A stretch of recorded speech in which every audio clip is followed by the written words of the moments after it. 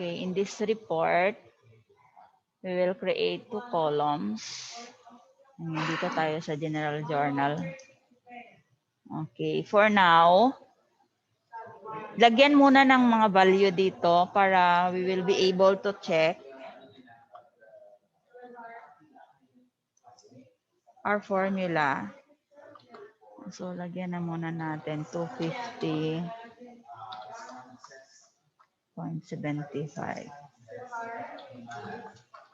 Okay, for the purpose of demo lang muna to. Never mind the data.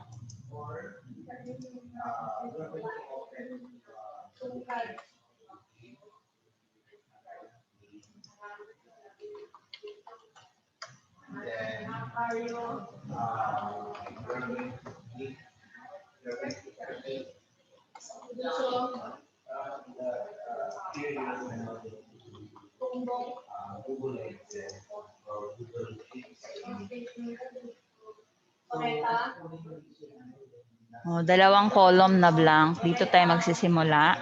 Now, we'll place here the name of the company. Imaginary company lang muna.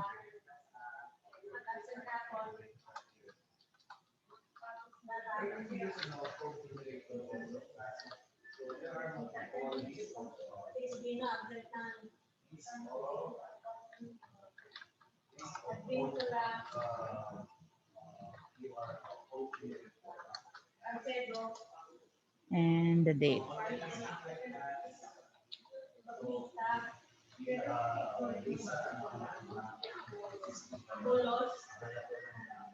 So these are samples. Date to make it complete. Short date.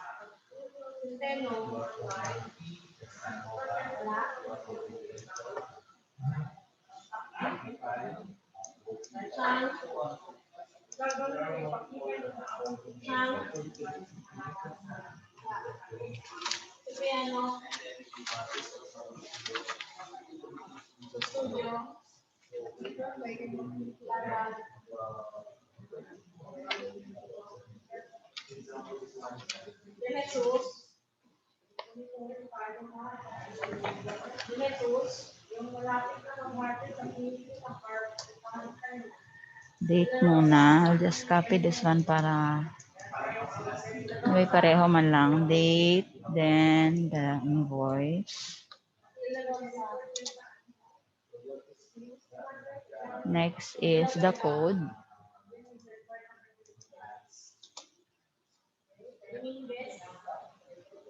Next is the title.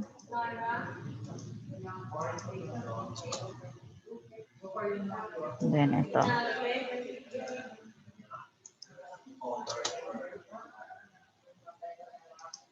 Kinopya ko lang ha. Then we had 6 column information as the as a report. So what we do is we will center this title into 6 columns then. So you select and expand the title up to 6 columns and then click merge and center. There. Same step with General Journal kasi title din to. For this to get centered, you click merge and center then and the date. Ganon din, same process. Merge and center. Now, it's up to you kung anong size yung gusto nyo.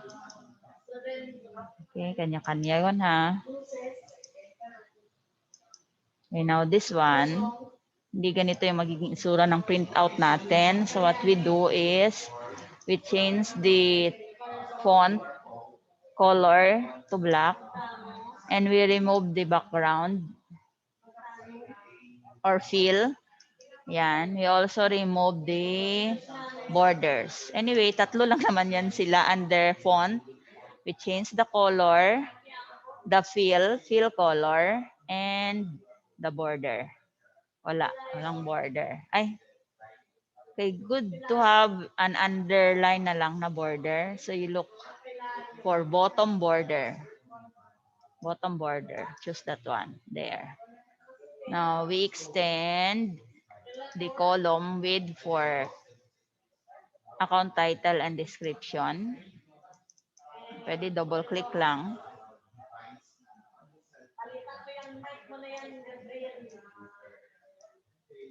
Ayan. Extend pa. Additional. There.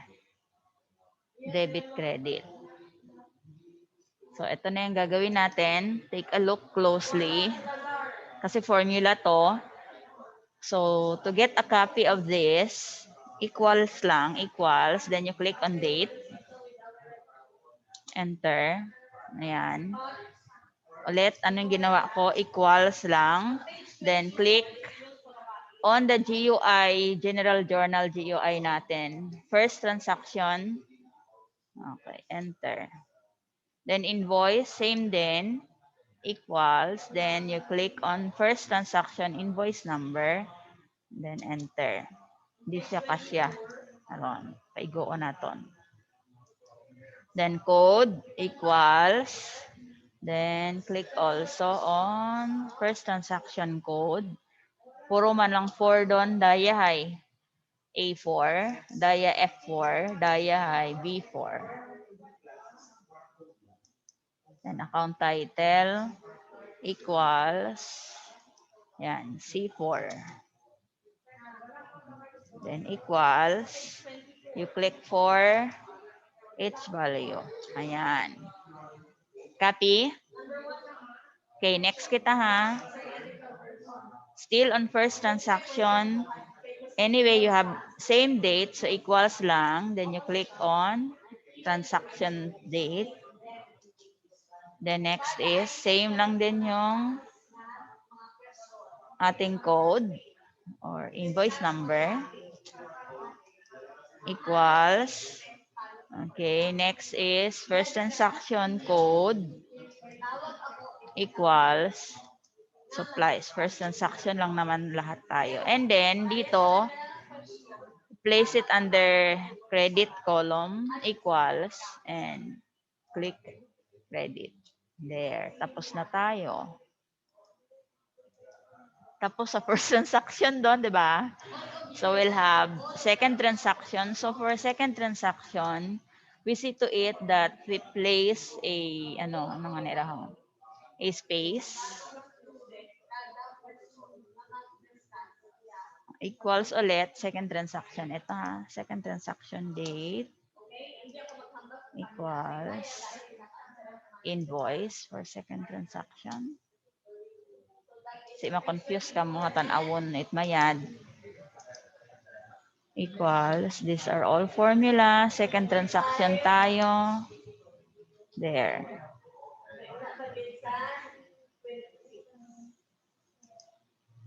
Equals. Okay. Debit equals second transaction.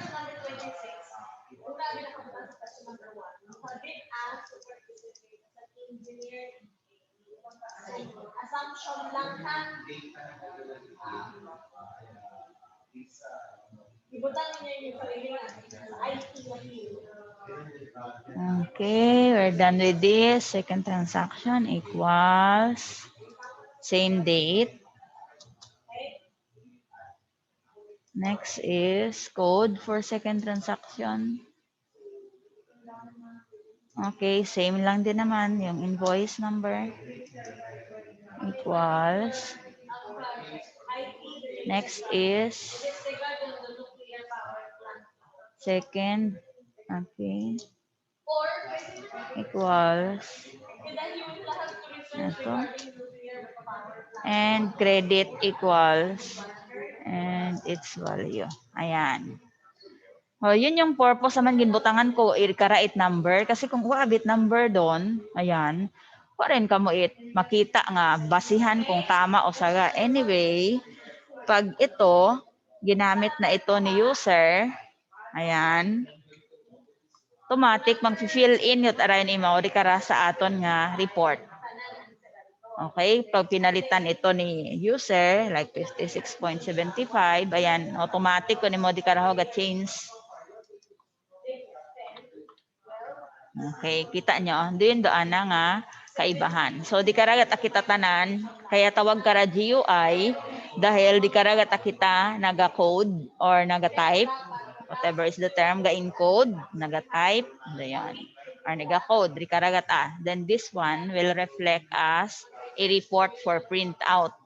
So hindi nyo rin pagbuitan. But for now, since gagawin natin, isa-isa hongid naton. Then we have the third transaction. Okay, isa-isa. Tigon ka mo? Tulala uta si Modesto ho. Kay na? Kaya niyo na tong tapusin? Yung pila abirang transaction sa daywa, hatlo, apat, lima, anom, pito, wago, siyam, pugo. So mahaba-haba patara. Dayunan niyo lang ha, tapuson. Ito yung i-check ko next meeting. Okay? Yes, ma'am. Kiriti baga ka mo. As in, super sang kiriti. Bothered yut ang. You're only 19. Halahating kalahati lang.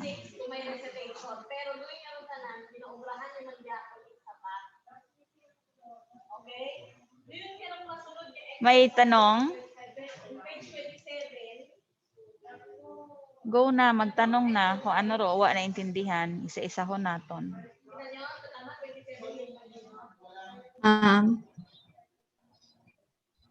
Magtanong na. Sige, pamatian. Go. Ma'am, paano mamadugat medyo border nga ma'am or nandiyan nag-plain mo, plain white. Kinbutangan ko ra imaw. Raya plain white. Feel malang ra ho. Raya ra no. Ata iyo sa piyak ma'am. Dayang namin nga plain white. White na. Ni ron na ra ho. Select ko ha. Nawa. Click ko imaw. Bukod doon 8 border, dayang nga ra nga nakikita nyo imaginary grid yat aron. Okay, ma'am. Ro border gid anay hararon may border. There. Haron gid aron imaw. There. Nga maskin butan mo kulay ya hindi ta mabuo. Imaginary line malang ron. Kung mag-print ka mo di matara makita. Raya nga ra. Pero raya nga binutan at border makita ut aron kung mag-print. Bali ruin pagali, di ba? Ruin ako nga next nga lesson kinyo. Or pakita ko kinyo mag-print ha.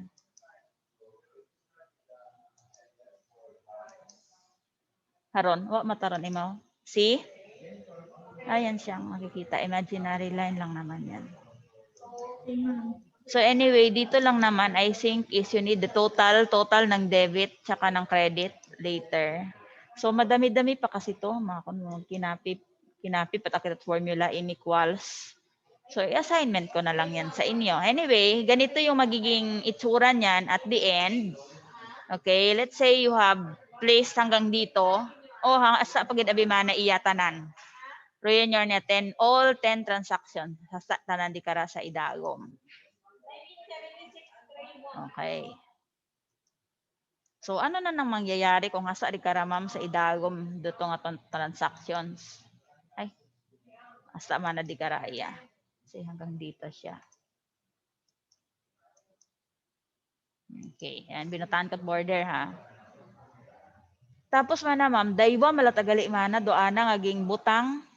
Okay, daywa lat It is just an example. Daywa lat ma'am. There. Remove ko ha. Remove ko formula. Ay, abo ang remove. Daywa gali. Daywa gat ma'am. Delete ko raya. Okay, so delete ko rin ito. Dalawa lang kasi. There.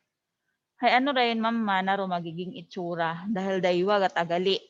So kung sa printing karon, let's say dito nilagay yung total. Lagay ko muna yung total ha. How do you get the total? Siyempre, you have equal sum. Nalala niyo yung total? Sum, open parentheses, and you select all columns for debit. Okay, all columns for debit. Let's take a look. It starts from M6 up to M31. M6 to M31, starting from first transaction hanggang sa end. So close parentheses, enter. Same formula with credit, sum. Then you select N naman. the whole column for n. Okay? So that is N6 to N31. Iba lang yung column. So pareho, imaw, debit. So paano mana ma'am, abo tayo man ng space. No. Ganito yung gagawin nyo guys when you print that. Select nyo yung mula 31, dito sa gilid, tignan nyo to. Sample ito.